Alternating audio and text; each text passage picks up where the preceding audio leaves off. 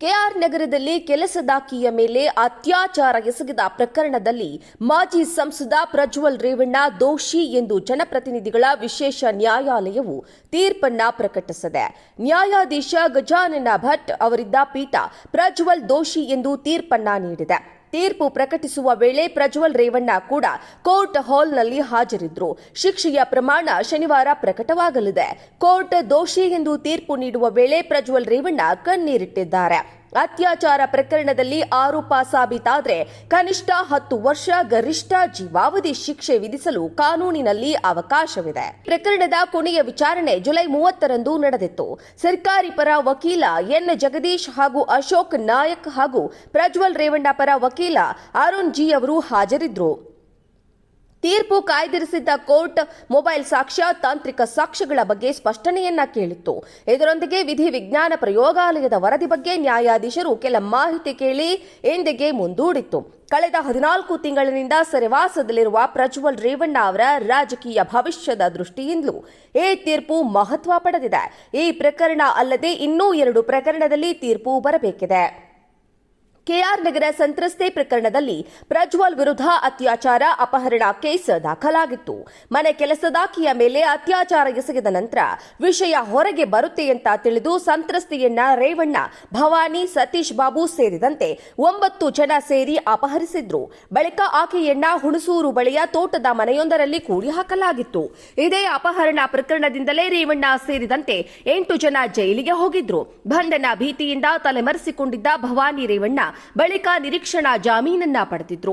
ಅನಂತರ ಸಂತ್ರಸ್ತೆಯನ್ನ ರಕ್ಷಿಸಿದ ಎಸ್ಐಟಿ ಆಕೆಯ ಹೇಳಿಕೆಯನ್ನ ದಾಖಲು ಮಾಡಿ ಪ್ರಕರಣವನ್ನ ದಾಖಲಿಸಿತ್ತು. ಹೇಳಿಕೆಯ ಮೇಲೆ ತನಿಖೆ ಮಾಡಿ ದೋಷಾರೋಪ ಪಟ್ಟಿ ಸಲ್ಲಿಸಿತ್ತು. ಬಳಿಕ ಪ್ರಜ್ವಲ್ ರೇವಣ್ಣ ಮೊಬೈಲ್ನಲ್ಲಿ ಸಂತ್ರಸ್ತೆಯನ್ನ ಬೆತ್ತಲುಗೊಳಿಸಿ ಬಲವಂತವಾಗಿ ಲೈಂಗಿಕ ಕಿರುಕುಳ ನೀಡಿದ ವಿಡಿಯೋವೊಂದು ಪತ್ತೆಯಾಗಿತ್ತು.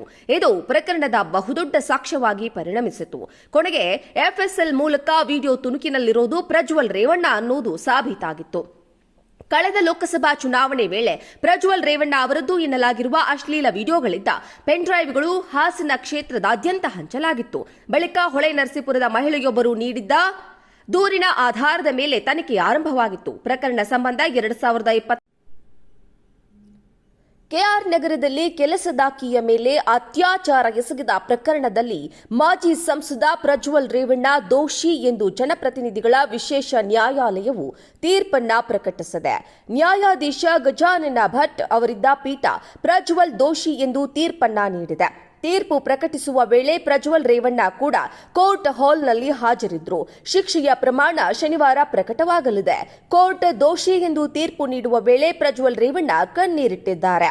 ಅತ್ಯಾಚಾರ ಪ್ರಕರಣದಲ್ಲಿ ಆರೋಪ ಸಾಬೀತಾದರೆ ಕನಿಷ್ಠ 10 ವರ್ಷ ಗರಿಷ್ಠ ಜೀವಾವಧಿ ಶಿಕ್ಷೆ ವಿಧಿಸಲು ಕಾನೂನಿನಲ್ಲಿ ಅವಕಾಶವಿದೆ. ಪ್ರಕರಣದ ಕೊನೆಯ ವಿಚಾರಣೆ ಜುಲೈ 30ರಂದು ನಡೆದಿತ್ತು. ಸರ್ಕಾರಿ ಪರ ವಕೀಲ ಎನ್ ಜಗದೀಶ್ ಹಾಗೂ ಅಶೋಕ್ ನಾಯಕ್ ಹಾಗೂ ಪ್ರಜ್ವಲ್ ರೇವಣ್ಣ ಪರ ವಕೀಲ ಅರುಣ್ ಜಿ ಅವರು ಹಾಜರಿದ್ದರು. ತೀರ್ಪು ಕಾಯ್ದಿರಿಸಿದ್ದ ಕೋರ್ಟ್ ಮೊಬೈಲ್ ಸಾಕ್ಷ್ಯ, ತಾಂತ್ರಿಕ ಸಾಕ್ಷ್ಯಗಳ ಬಗ್ಗೆ ಸ್ಪಷ್ಟನೆಯನ್ನ ಕೇಳಿತ್ತು. ಇದರೊಂದಿಗೆ ವಿಧಿ ವಿಜ್ಞಾನ ಪ್ರಯೋಗಾಲಯದ ವರದಿ ಬಗ್ಗೆ ನ್ಯಾಯಾಧೀಶರು ಕೆಲ ಮಾಹಿತಿ ಕೇಳಿ ಎಂದಿಗೆ ಮುಂದೂಡಿತ್ತು. ಕಳೆದ 14 ತಿಂಗಳಿನಿಂದ ಸೆರೆವಾಸದಲ್ಲಿರುವ ಪ್ರಜ್ವಲ್ ರೇವಣ್ಣ ಅವರ ರಾಜಕೀಯ ಭವಿಷ್ಯದ ದೃಷ್ಟಿಯಿಂದಲೂ ಈ ತೀರ್ಪು ಮಹತ್ವ ಪಡೆದಿದೆ. ಈ ಪ್ರಕರಣ ಅಲ್ಲದೆ ಇನ್ನೂ 2 ಪ್ರಕರಣದಲ್ಲಿ ತೀರ್ಪು ಬರಬೇಕಿದೆ. ಕೆಆರ್ ನಗರ ಸಂತ್ರಸ್ತೆ ಪ್ರಕರಣದಲ್ಲಿ ಪ್ರಜ್ವಲ್ ವಿರುದ್ಧ ಅತ್ಯಾಚಾರ ಅಪಹರಣ ಕೇಸ್ ದಾಖಲಾಗಿತ್ತು. ಮನೆ ಕೆಲಸದಾಕಿಯ ಮೇಲೆ ಅತ್ಯಾಚಾರ ಎಸಗಿದ ನಂತರ ವಿಷಯ ಹೊರಗೆ ಬರುತ್ತೆ ಅಂತ ತಿಳಿದು ಸಂತ್ರಸ್ತೆಯನ್ನ ರೇವಣ್ಣ, ಭವಾನಿ, ಸತೀಶ್ ಬಾಬು ಸೇರಿದಂತೆ 9 ಜನ ಸೇರಿ ಅಪಹರಿಸಿದ್ರು. ಬಳಿಕ ಆಕೆಯನ್ನ ಹುಣಸೂರು ಬಳಿಯ ತೋಟದ ಮನೆಯೊಂದರಲ್ಲಿ ಕೂಡಿ ಹಾಕಲಾಗಿತ್ತು. ಇದೇ ಅಪಹರಣ ಪ್ರಕರಣದಿಂದಲೇ ರೇವಣ್ಣ ಸೇರಿದಂತೆ 8 ಜನ ಜೈಲಿಗೆ ಹೋಗಿದ್ರು. ಬಂಧನ ಭೀತಿಯಿಂದ ತಲೆಮರೆಸಿಕೊಂಡಿದ್ದ ಭವಾನಿ ರೇವಣ್ಣ ಬಳಿಕ ನಿರೀಕ್ಷಣಾ ಜಾಮೀನನ್ನ ಪಡೆದಿದ್ರು. ಅನಂತರ ಸಂತ್ರಸ್ತೆಯನ್ನ ರಕ್ಷಿಸಿದ ಎಸ್ಐಟಿ ಆಕೆಯ ಹೇಳಿಕೆಯನ್ನ ದಾಖಲು ಮಾಡಿ ಪ್ರಕರಣವನ್ನ ದಾಖಲಿಸಿತ್ತು. ಹೇಳಿಕೆಯ ಮೇಲೆ ತನಿಖೆ ಮಾಡಿ ದೋಷಾರೋಪ ಪಟ್ಟಿ ಸಲ್ಲಿಸಿತ್ತು. ಬಳಿಕ ಪ್ರಜ್ವಲ್ ರೇವಣ್ಣ ಮೊಬೈಲ್ನಲ್ಲಿ ಸಂತ್ರಸ್ತೆಯನ್ನ ಬೆತ್ತಲುಗೊಳಿಸಿ ಬಲವಂತವಾಗಿ ಲೈಂಗಿಕ ಕಿರುಕುಳ ನೀಡಿದ ವಿಡಿಯೋವೊಂದು ಪತ್ತೆಯಾಗಿತ್ತು. ಇದು ಪ್ರಕರಣದ ಬಹುದೊಡ್ಡ ಸಾಕ್ಷ್ಯವಾಗಿ ಪರಿಣಮಿಸಿತು. ಕೊನೆಗೆ ಎಫ್ಎಸ್ಎಲ್ ಮೂಲಕ ವಿಡಿಯೋ ತುಣುಕಿನಲ್ಲಿರೋದು ಪ್ರಜ್ವಲ್ ರೇವಣ್ಣ ಅನ್ನೋದು ಸಾಬೀತಾಗಿತ್ತು.